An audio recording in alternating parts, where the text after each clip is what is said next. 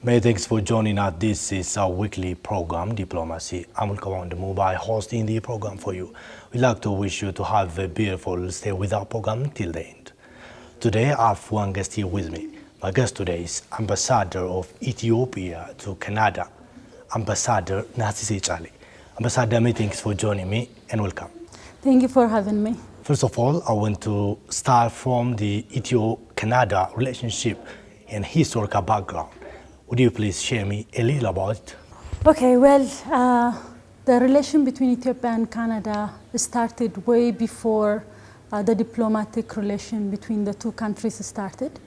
It started during the time of missionaries. There were lots of Canadian missionaries who came to Ethiopia to help with setting up schools, setting up colleges. So the people-to-people relation started before the formal diplomatic relation between the two countries started.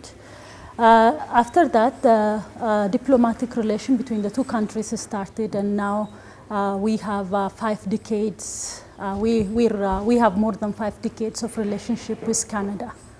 And following the change, the reform that took place 2.5 years ago, and following the visit of the Prime Minister of Canada, Justin Trudeau, we can now say that the relation, the bilateral relation between the two countries is stronger than ever, and it has really transformed into a new level.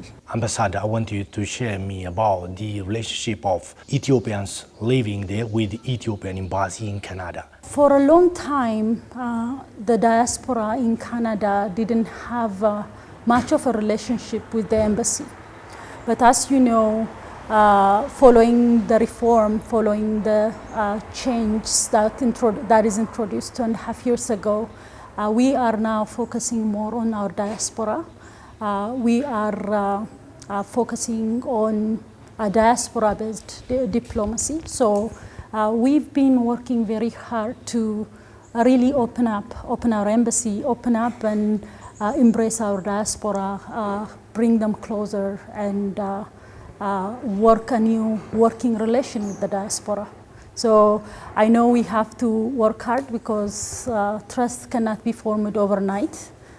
We have a long way to go to form that trusting relationship and really bring them to our fold and use the skills they have, use the resources they have for the betterment of our country.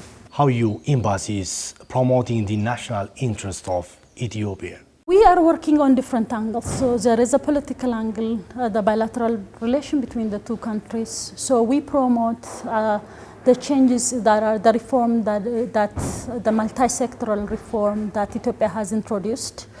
So I believe we are successful in that regard. The Canadian government understands very well the reforms that are introduced and the direction the country is set on taking. And in addition to that, that helps the change. The change helps also to promote business, trade and investment in the country. So in that regard as well, they realize that we're opening up, they realize that we're attracting investment, and they have also a genuine interest to come to Africa. So they consider Ethiopia as an entry point to Africa. So we have to leverage that, and we have to promote our opportunities. There are plenty of opportunities in both trade and investment.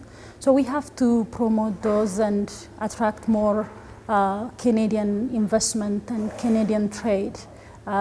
Doing that is also one of the things the embassy focuses on. And apart from that, we also are working to work with our diaspora in knowledge and technology transfer, in mobilizing our diaspora for the different interests of the country. With that, you can mention the GERD or other things that they are taking part in. through their maybe forming for professional associations or in different ways. So we're working different angles. In what ways the Ethiopian diaspora living in Canada assisting and participating in the development of their country? Most of the diaspora didn't have much of a relationship with the embassy. So the first thing we've been invested on was to really go out there and meet the diaspora and open up ourselves and really bring them to our fold. That was the first assignment.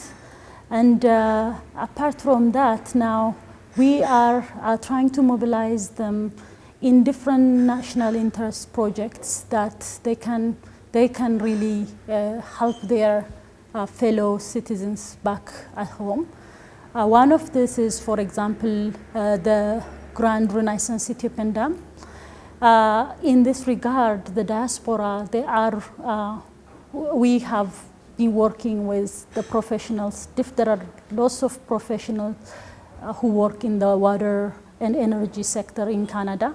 And also there are professionals that are working in international law, in diplomacy. So we bring these diasporas together, and they have been advocating for the Grand Ethiopian Renaissance Dam. When I say advocating, they are trying to really promote the truths, Ethiopia's truths to the world. They've been doing public diplomacy work. They've been explaining the truths to the Canadians and the Canadian government. Apart from that, they've been also contributing through their profession. Currently, they're working with the Ministry of Water Resources and Energy in developing tools like for hydrologic forecasting, for they're writing dam safety manuals and things like that. So they're also contributing professionally. Apart from that, we are all, as you know, committed to finish this national symbol. Our dam is our national symbol. So we are, the diaspora there is committed into finishing this, so they are also financially contributing. So just last week, we've been doing a 5-day fundraising, online fundraising for the Grand Renaissance Ethiopian Dam, and we raised about 3.5 million just in 5 days. So we will be doing the same work throughout the year. So the work we're focusing on is, one, equipping our diaspora with the right information so that they know the context, they know the reality, and they can intelligently explain to the international community where we're coming from and what our truth is. And the second one is just to do professional support and also do financial support for the Grand Renaissance Ethiopian Dam. So that's one mega project we're working on. Apart from that, for example, just following the COVID-19 crisis, the diaspora played a key role, the diaspora in Canada played a key role in supporting the national resource mobilization effort that is launched here in Ethiopia. So apart from financially contributing, there was in-kind donations as well. And also there was a support. There are professionals, health professionals in Canada who've been assisting the Ministry of Health through advisory role and things like that. So from Canada alone, for example, if we take it in monetary value, we've raised close to 23 million Ethiopian birr for the COVID response for the National Resource Mobilization Trust Fund. And also there were some in-kind donations as well. So then the diaspora is now somehow coming together in national agendas that can, mobilize everyone in every corner. What kind of activities are undertaking in order to protect the right of Ethiopians living there in Canada? As you know, Canada is one of the best democracies that you can really think of. It is a true federation, as you know, that we can learn lots of lessons from. When it comes to really the rights, the human rights and the dignity of people, in that regard, we don't do much because by its nature, Canada stands for those things, and all our citizens living there have those rights. But there would be some who are incarcerated or some who might be having some challenges. So we are trying to work very closely with both the Canadian government and with individuals themselves in really making sure their rights are protected. But as I said, we don't have really much role in that as our embassies in the Middle East or in some of the African countries. Would you please share us a little about the works done regarding to attracting investors to come and participate in investment activities here in Ethiopia? We normally do lots of trade and investment promotion exhibition. We take part in different exhibitions.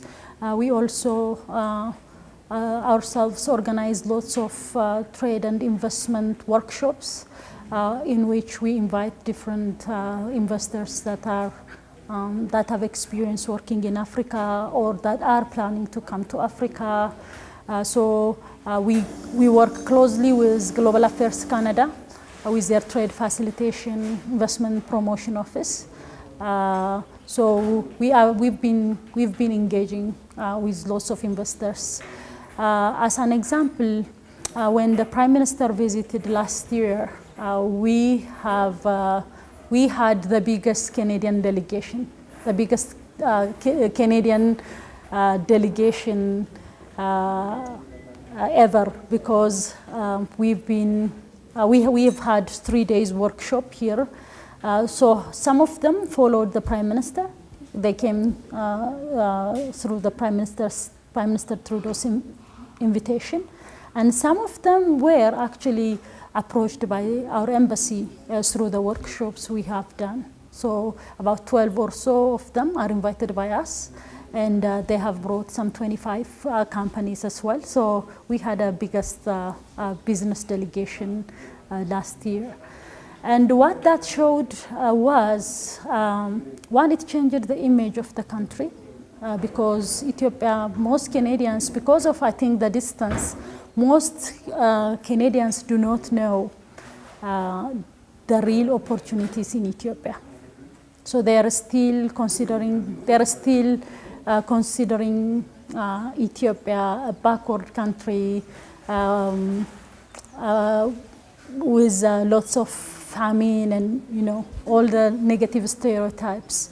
So coming here and really experiencing the change and the transformation in the country, and meeting our investors here in Ethiopia, because in the workshops they had a chance to meet with Ethiopian investors who can jointly invest with them. So meeting those investors and also coming and really experiencing it for themselves, visiting our industrial parks, that gave them the perspective that there are plenty of opportunities here in Ethiopia. So to really attract more investment, we're working on signing foreign investment promotion and protection agreement with Canada. So that is in early stage of negotiation. So hopefully this coming year we would finalize that agreement so that they can have confidence to come to Ethiopia. The Western investors are by nature different from investors from Asia because they are mainly the Western investors evade risks. They don't take as much risks as those that come from any other place. So this would give them confidence to come and invest in our country. So I'm hoping that this coming year, our embassy, together with authorities in Canada, would finalize this and we would bring more investors. What's your embassy's main plan in the coming Ethiopian 2013 New Year? Our main plans are, as I said earlier, we've started forging a close working relationship with the diaspora. So we want to invest on that as much as possible. We want to build trust. We want to mobilize our diaspora so that they can rally behind the national agenda we have. There are lots of national agendas that we can stand together and we can accomplish, regardless of all the things that makes us different, political opinion, ethnicity, or whatever. So there are lots of national agendas that we can rally behind, that we can stand together. So I really want to, my mission wants to invest on those, working with the diaspora and bringing them to the fold and rallying them behind these national projects. That's one. And as I said, in business and investment, finalizing that FIPA agreement and bringing more, promoting the opportunities in Ethiopia so that we can bring more investors. So that is the second. And in bilateral front, we want to strengthen the relationship between the two countries. It is in a very good foundation. It is in a very good place. So we want to maintain that, not only maintain it, but take it to a different height. So those are the focuses that we are going to have. Apart from that, working on all the national projects like the GERD. The GERD would be our priority. We want to see it complete. We want to see it operational. So we would really work hard on that. And there is also a new project launched by our Prime Minister. We also want to rally Ethiopians behind that.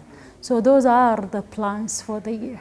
Ambassador, I'm almost close to into my questions. If you have a general message for the people in government of Ethiopia, you can. We're, I think, going to a very good direction. So it needs everyone's cooperation, everyone's understanding to make it a reality. So I think I would like to call upon every citizen to really put country first and be invested as possible in realizing change in Ethiopia. So that is my message, my New Year message to all Ethiopians. Ambassador of Ethiopia to Canada, Ambassador Nasise Chali. Thank you very much for joining me. Thank you for having me. It was wonderful to talk to you. Thank you very much for joining me. This will bring us to the end of this news story. I'm looking forward to hosting the program for you. Have a beautiful weekend.